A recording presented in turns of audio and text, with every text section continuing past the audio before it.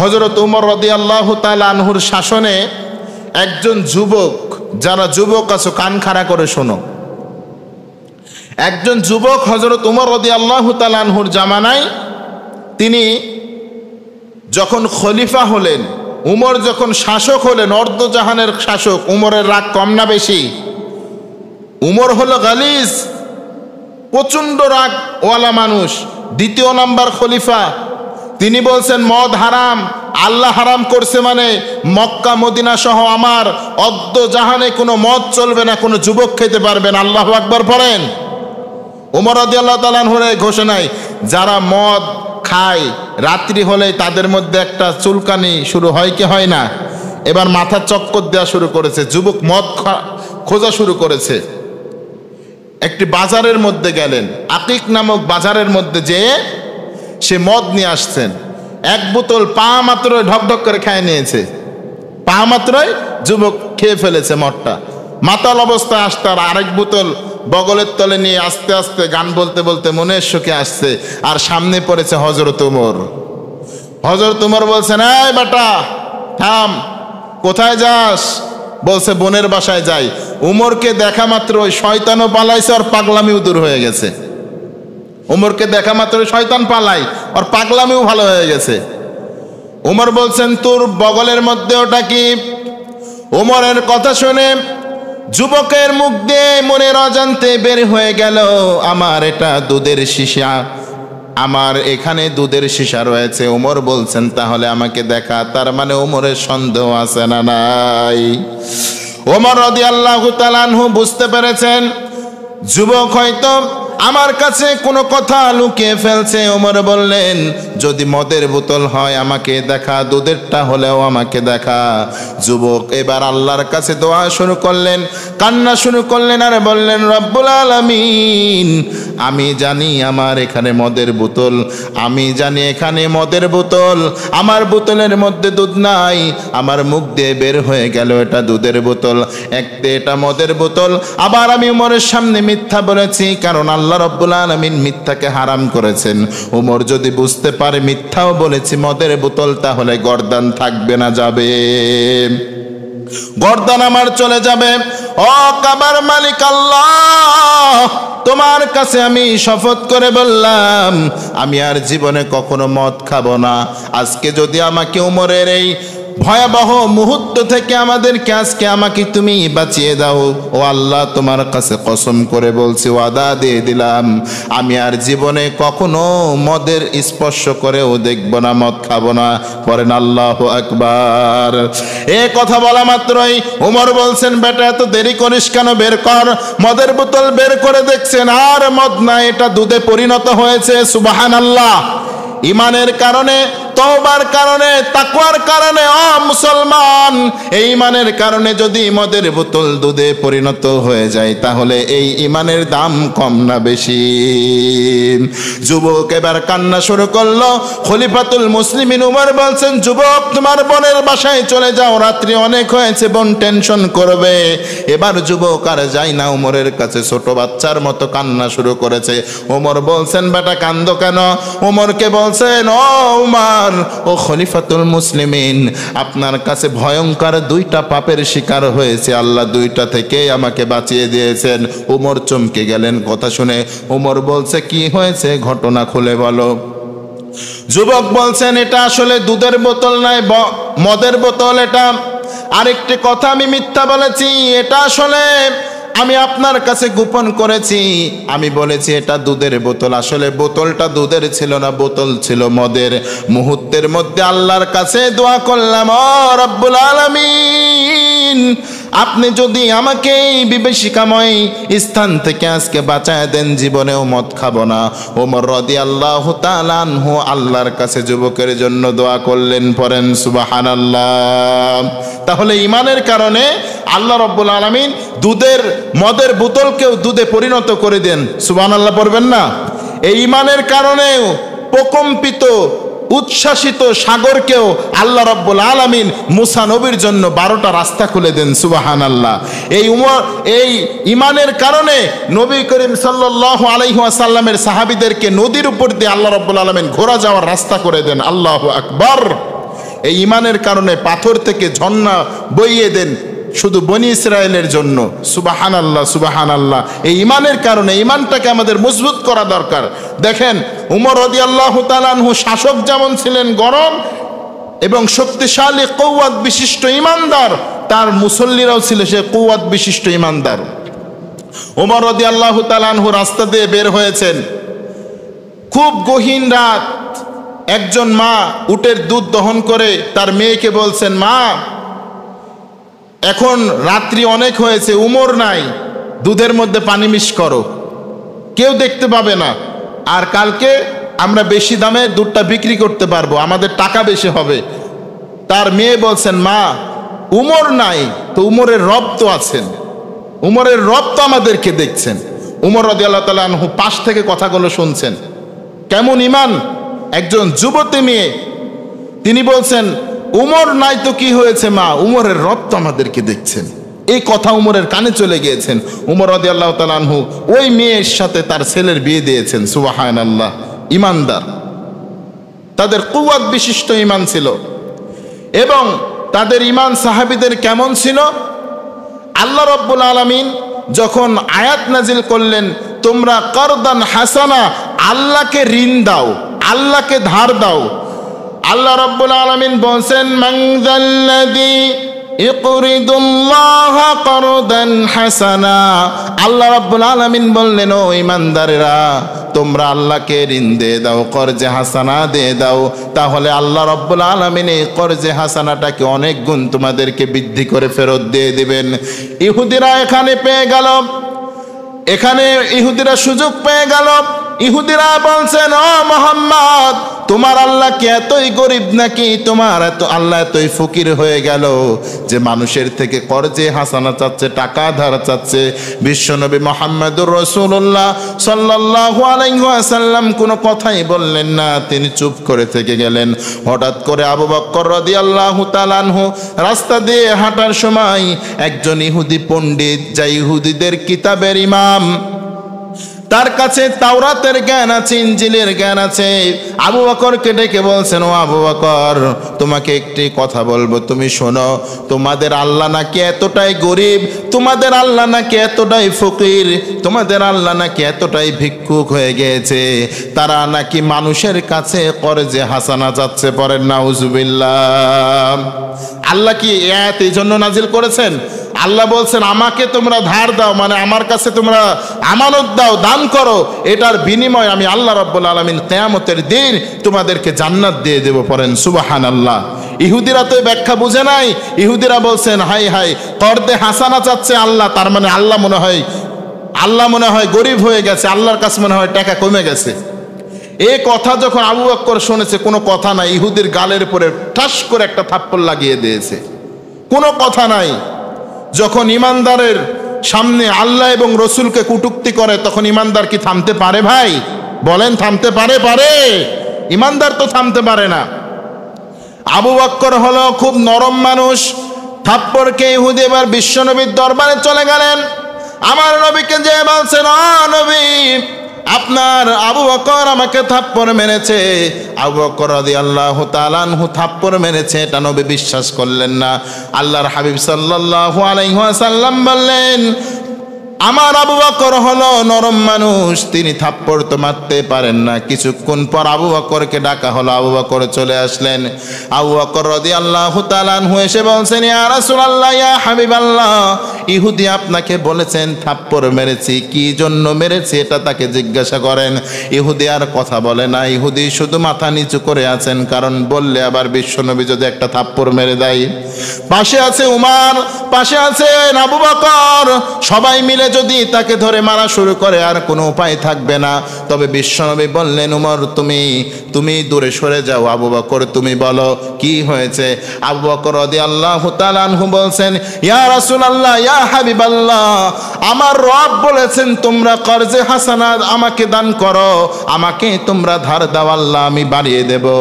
আমরা আল্লাহর রাস্তায় যেটা দান করি জান্নাতের জন্য, যেটা ইসলাম বিজয় করার জন্য, কিয়ামতের দিন ময়দানে মাহশার থেকে বাঁচার জন্য এই দানটাকে তারা বলছে আল্লাহকে তোমরা দান করো, তার মানে আল্লাহ তোদের ফকির হয়ে গেছে।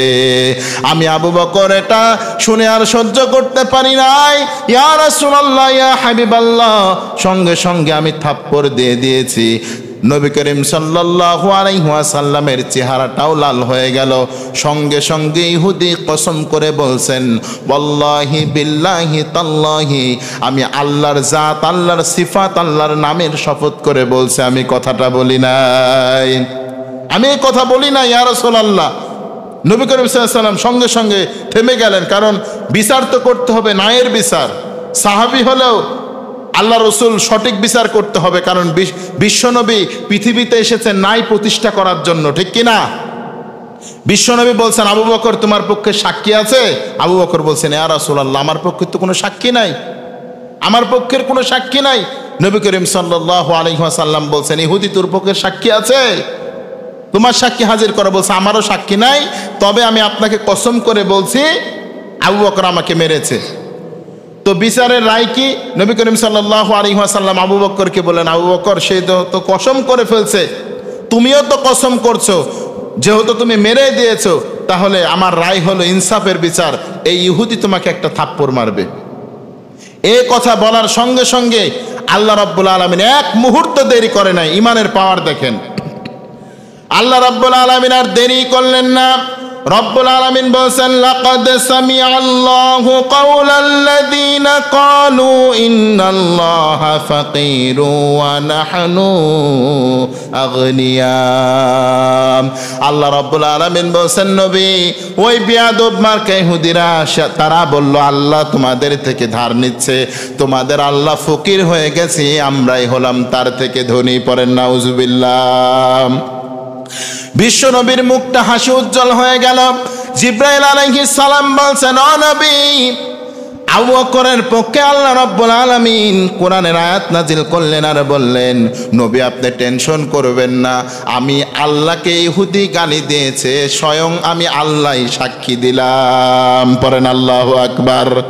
তার মানে আল্লাহর পক্ষে যদি আপনি লড়াই করতে থাকেন, আল্লাহর রাস্তায় যদি আপনি থাকেন, স্বয়ং আসমানের রব আপনাকে সাহায্য আসমান থেকে পাঠাবে কি পাঠাবে না? বলেন পাঠাবে কি পাঠাবে না? বদরের যুদ্ধে যখন মুহাম্মদুর রাসূলুল্লাহ সাল্লাল্লাহু আলাইহি ওয়াসাল্লাম ভীত সন্তুষ্ট হয়ে গেলেন, কাফেররা ঘিরওয়ার করে নিল, 1000 কাফের বাহিনী ঘিরওয়ার করে নিল। সাহাবীদের কাছে কারো কাছে তরবারি আছে, কারো কাছে নাই, কারো কাছে খেজুরের ডালা। আল্লাহর হাবিব সাল্লাল্লাহু আলাইহি ওয়াসাল্লাম শাহাতিল ওজুব বলে এক মুঠো মাটি তিনি কাফেরদের দিকে ধুলো তিনি ছিটিয়ে দিলেন।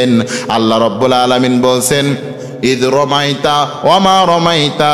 আল্লাহ রাব্বুল আলামিন বলছেন, ও নবী আপনি যখন ধুলাটা ছিটিয়ে দিলেন, তখন আপনার ধুলা জমিনেই পড়ে যেত, ওই ধুলাগুলো আমি আল্লাহ কুদরত দিয়ে কাফেরের চোখে পৌঁছে দিলাম। আপনি যখন আসমানের দিকে দোয়া করলেন, আর আপনি যখন আসমানের দিকে দোয়া করেন, আপনি কি চান পৃথিবীর কেউ না জানলেও জানে কে? আল্লাহ রাব্বুল আলামিন বলছেন, নবী সাহাবীরা যখন ভীত সন্তুষ্ট হয়ে গেল, আবু জেহেল যখন ঘোড়া নিয়ে আক্রমণ শুরু করলো, আপনি আসমানের দিকে বললেন, আল্লাহ আজকে যদি আমরা পরাজিত হয়ে যাই, ইসলাম দুনিয়া থেকে চলে যাবে। আজকে আমাদেরকে যদি 313 জন সাহাবীকে যদি হত্যা করে ফেলে, ইসলাম এখানেই মিটে যাবে। ও কাবার মালিক আল্লাহ, আপনার সাহায্য আমাদেরকে অবধারিত করে দেন। নবী আপনি কি দেখেন নাই, আপনি কি দেখেন নাই জিব্রাইল কত ফেরেশতা নিয়ে জমিনের বুকে নেমেছিল? ওই দিন কত তরবারি নিয়ে নেমেছিল। সাহাবীরা তরবারি চালানোর আগেই কাফেরের গর্দান কেটে জমিনে পড়ে গেল। ও নবী আমি কি ওই দিনেও আপনাকে ছেড়ে দিয়েছিলাম নাকি? আপনি যদি ইমানের পথে থাকেন, আপনি যদি তাওয়াক্কুল আল্লাহর প্রতি ভরসা নিয়ে থাকতে পারেন, আমি আল্লাহ রাব্বুল আলামিন বললাম কিয়ামত পর্যন্ত আপনার উম্মতকে আমি আল্লাহর জিম্মায় রেখে দেব। আল্লাহু আকবার। কিয়ামত পর্যন্ত আমাদেরকে আল্লাহর জিম্মায় রাখবেন কে? আবার এই যে কোরআন, বিশ্বনবী চলে যাচ্ছে, বিশ্বনবী ভয় পাচ্ছে, আল্লাহ এই কোরআনকে ইহুদি খ্রিস্টানরা যদি ধ্বংস করে ফেলে, আল্লাহ বলছেন ইন্না নাহনু নাযালনা যিকরা ওয়া ইন্না লাহু লাহাফিজুন। ও নবী, এই কোরআন আপনার প্রতি নাজিল করেছি বলে আপনার কিতাব, এটা তো আমার কিতাব, কিয়ামত পর্যন্ত আমি এটাকে হেফাজত করব। সুবহানাল্লাহ। আর এই কিতাবের সাথে যারা আঁকড়ে ধরে থাকবে, জীবন চালাবে, এই কিতাব থেকে উপদেশ গ্রহণ করবে, আমি আল্লাহ রাব্বুল আলামিন তাদেরকেও হেফাজত করব। একটু বলেন আল্লাহু আকবার। এই জন্য এই কিতাবের সাথে যারা লেগে থাকে তাদের হাজারো বিপদ, হাজারো দুঃখ, হাজারো কষ্ট আছে না নাই? হাজারো দুঃখ কষ্ট আছে না নাই? আছে না? হাজারো দুঃখ, হাজারো কষ্ট আছে। এজন্য গতকালকে এক মাহফিলে মুফতি আমির হামজা ভাই এই কথাই বলছিলেন, আমাকে এই কথাটাই বললেন যে জুবাইর ভাই, আমি যখন শুধু আমির হামজা ছিলাম তখন আমার বিরোধিতা কেউ করে নাই, আমার বিরোধিতা কেউ করে নাই, আমাকে সবাই ভালোবেসেছে। আমির হামজা যখন ছিলাম বুকে জড়িয়ে নিয়েছে। যখন আমি মুফতি আমির হামজা হলাম তখন আমার বিরুদ্ধে সবাই দাঁড়িয়ে গেল, সবাই দাঁড়িয়ে গেল। আমাকে 11 ঘন্টা ঝুলিয়ে তারা পিটিয়েছে। আমাকে বলছে, আমাকে জিজ্ঞাসা করছে কোথায় থাকেন, কি করছেন? আমি বলছি ভাই এবার আমি মুফতি পড়াশোনা করছি, আর কয়েক মাস হলে পড়াশোনা শেষ হয়ে যাবে। তখন তিনি বললেন, ভাই আপনি শুধু জুবায়ের, আপনার বিরুদ্ধে কেউ যাবে না। যখন আপনি মুফতি জুবায়ের হিসাবে পৃথিবীর মানুষের সামনে উপস্থাপন করবেন তখন আপনার বিরুদ্ধে আপনার প্রিয় মানুষগুলো দাঁড়িয়ে যাবে। তিনি বললেন সারাটা জীবন যদি কোরআন নিয়ে শক্তভাবে দাঁড়িয়ে থাকতে পারেন, হাজারো সিডর আসবে, হাজারো দুঃখ কষ্ট আসবে, কিন্তু আপনাকে দাবায় রাখতে কেউ পারবে না, আপনাকে ধরে রাখতে কেউ পারবে না, রুখে রাখতে কেউ পারবে না। কোরআন বিরোধী শক্তি যদি একটা হয়, কোরআনের পক্ষের লোক 7টা আপনার পাশে দাঁড়াবে। সুবহানাল্লাহ পড়েন। আল্লাহ রাব্বুল আলামিন আমাদেরকে সেই কোরআন নিয়ে জজবার সাথে থাকার তৌফিক দান করুক। সকলে পড়েন আল্লাহুম্মা আমিন। তাহলে প্রিয় ভাইরা আমার, কোরআনের সাথে যারা থাকে, কোরআনের সাথে যারা ধৈর্য ধারণ করে থাকে তারা হলো সাহাবী, নবী করিম সাল্লাল্লাহু আলাইহি ওয়াসাল্লামের সাহাবী। দেখেন নবী করিম সাল্লাল্লাহু আলাইহি ওয়াসাল্লামের সাহাবীদের মান কেমন ছিল। বিশ্বনবী আব্দুল্লাহ ইবনে উম্মে মাখতুম বলে একজন সাহাবী ছিল, অন্ধ সাহাবী। কি সাহাবী বলেন তো? অন্ধ, চোখে দেখে না। বিশ্বনবীর কাছে মক্কার কাফেররা এসে বলছেন, মোহাম্মদ তোমার সাথে যারা থাকে এরা তো সব ফকির, এরা ফকির, এদের সাথে আমরা ইসলাম গ্রহণ করব? আমরা সবাই বড় বড় নেতা, আমাদের পোশাক আশাক আলাদা, ভাবসাব আলাদা। তোমার সাথে থাকে বেলাল, আমাদের কৃতদাস উমাইয়ার গোলাম, এদের সাথে আমরা ইসলাম গ্রহণ করব না। তুমি যদি একটা কনফারেন্স করতে পারো, আলাদা করে আমাদেরকে নেতাদেরকে নিয়ে কথা বুঝাইতে পারো, তাহলে ইসলাম গ্রহণ করব। বিশ্বনবী ওই দিন বললেন, আবু বকর, ওমর, উসমান তোমরা কি বলো?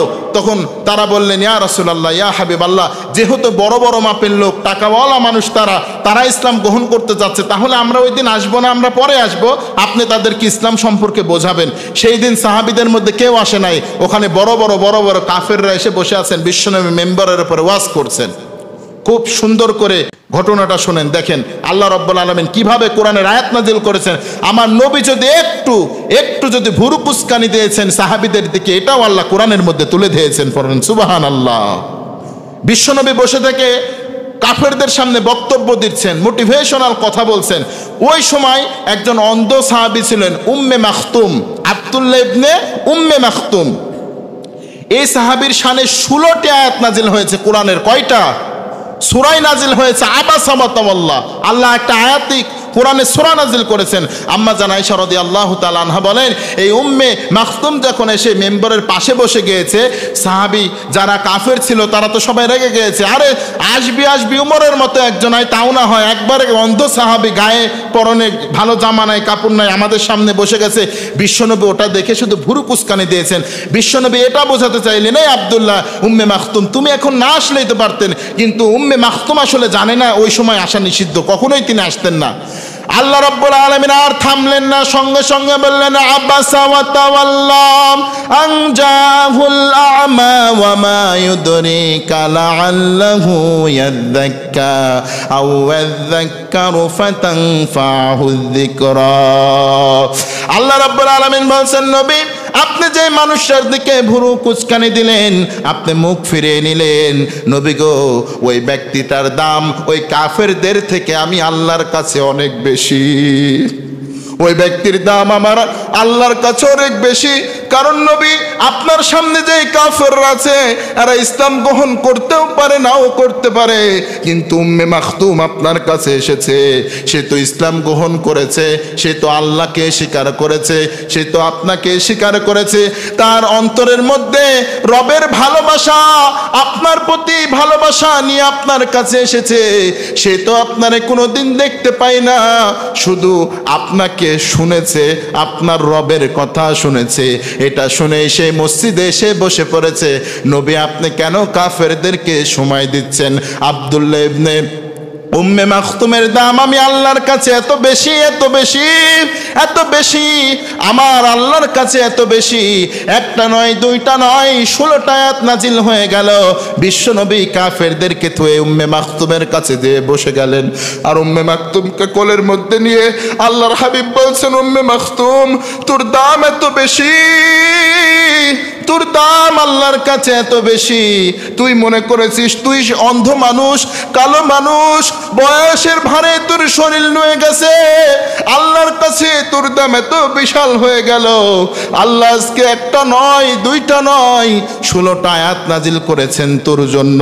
কোরআনের আয়াত দিয়ে দিলেন, আবাসা ওয়া তাওয়াল্লা আন জাআহুল আ'মা ওয়া মা ইউদরিকা লাআল্লাহু ইয়াযাক্কা।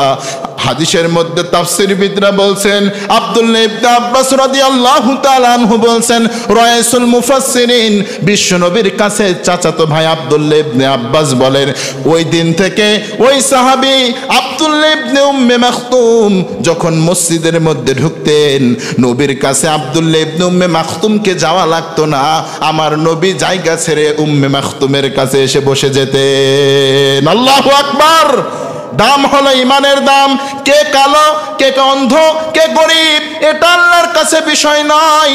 আল্লাহ বোঝাতে চাইলেন, ও নবী কালো অন্ধ এটা বিষয় নয়, উম্মে মাখতুমের মধ্যে যে ইমান আছে, ইমানের তেজস্ক্রিয়তা আছে, এই ইমান এত তেজস্ক্রিয় ইমান, ইমান এত বিশাল ইমান, এই ইমানকে যদি মানুষের মধ্যে ভাগ করে দেয়া হয় নবী, তার ইমান ভাগ করে যদি কয়েকজনকেও দিয়ে দেয়া হয়, এই ইমান পাওয়ার পরেও তারা জান্নাতে যাওয়ার জন্য তারা অগ্রসর হয়ে যাবে।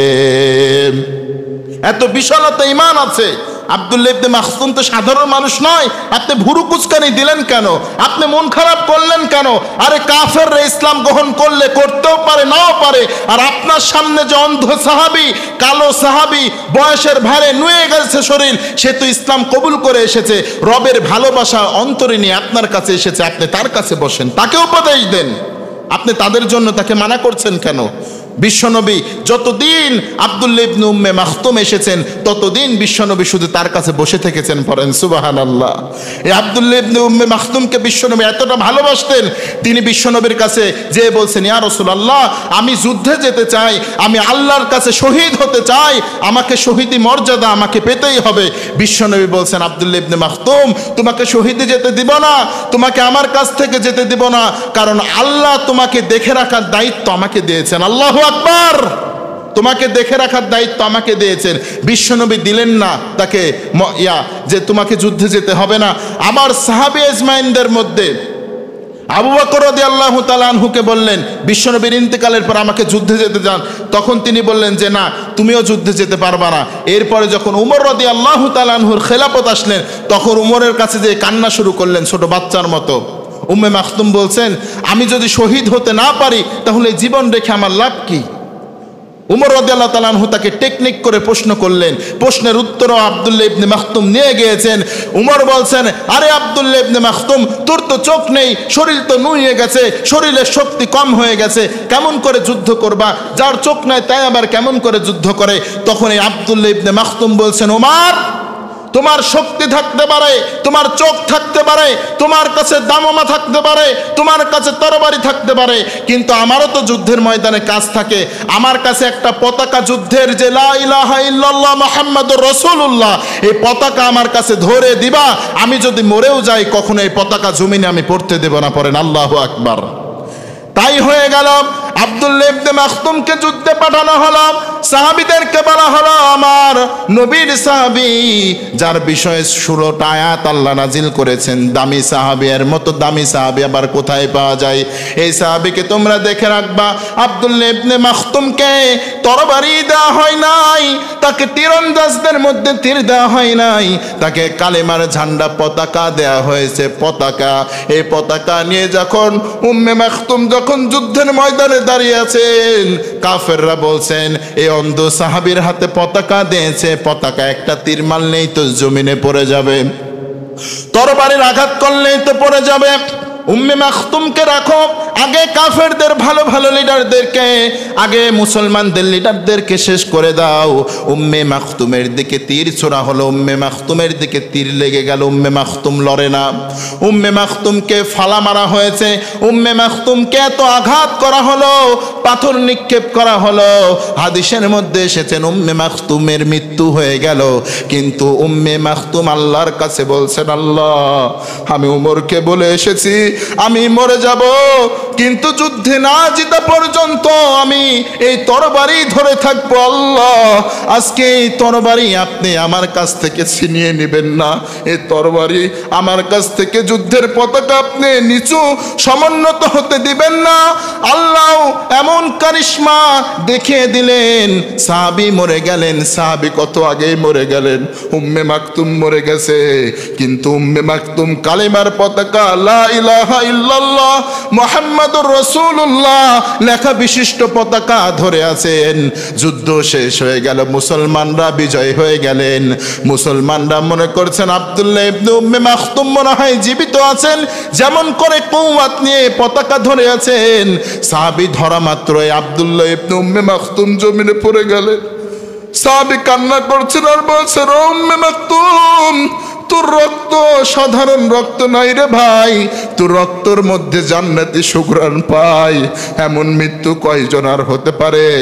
মরে গিয়েছিস তো কি হয়েছে, আল্লাহর পতাকা তুই ধরে রেখেছিস। আল্লাহু আকবার। এমন সাহাবীর ঈমান তেজস্ক্রিয়তা দিয়ে এই ইসলামকে আল্লাহ রাব্বুল আলামিন বিজয় করেছেন। ভাইয়ের আমার, এমন ঈমান ইসলাম এমনি এমনি আসে নাই, অনেক কষ্টে এসেছেন, অনেক ত্যাগ তিতিক্ষার মাধ্যমে ইসলাম এসেছেন। আল্লাহ রাব্বুল আলামিন এই ইসলামটা আমাদের কাছে দিয়েছেন, আমরা ইসলামকে বুঝতে পারি নাই, কত কষ্ট করেছেন। আমার নবীকে জেলখানার মধ্যে রাখা হলো, আমার নবী প্রথম বছর ছাগলের গোশত খেলেন, দ্বিতীয় বছর ছাগলের চামড়া খেলেন, তৃতীয় বছর ছাগলের পাতা খেয়ে খেয়ে আমার নবী যে পায়খানা করেছেন, এই পায়খানাটা হলো ছাগলের লাদির মতো পায়খানা। আল্লাহু আকবার। কত কষ্ট করেছেন, আমরা কত সুখে শান্তিতে আছি, এরপরেও নামাজ পড়তে পারি না, রোজা রাখতে পারি না। আল্লাহ রাব্বুল আলামিন আমাদেরকে সাহাবীওয়ালা অন্তর দান করুক, পড়েন আল্লাহুম্মা আমিন। তাহলে আমরা আল্লাহর প্রিয় বান্দা হতে চাইলে আমাদেরকে আল্লাহর প্রতি ঈমান আনতে হবে, পারবেন তো ইনশাআল্লাহ? আল্লাহ রাব্বুল আলামিন আমাদেরকে ঈমানের পথে অবিচল থেকে মৃত্যুবরণ করার তৌফিক দান করুক। ওয়া আখিরু দাওয়ানা আলহামদুলিল্লাহি রাব্বিল আলামিন।